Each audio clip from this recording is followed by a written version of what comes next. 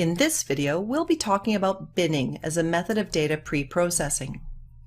Binning is when you group values together into bins.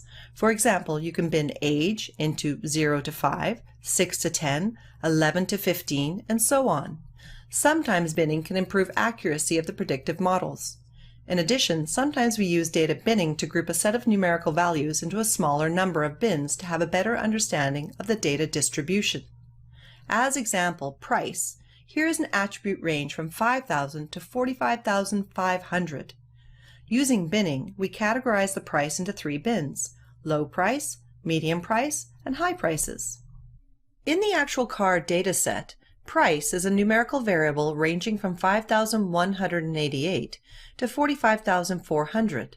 It has 201 unique values. We can categorize them into 3 bins: low, medium, and high price cars. In Python, we can easily implement the binning. We would like 3 bins of equal bin width, so we need 4 numbers as dividers that are equal distance apart. First, we use the NumPy function linspace to return the array bins that contains 4 equally spaced numbers over the specified interval of the price. We create a list group_names that contains the different bin names. We use the pandas function cut to segment and sort the data values into bins. You can then use histograms to visualize the distribution of the data after they've been divided into bins. This is the histogram that we plotted based on the binning that we applied in the price feature.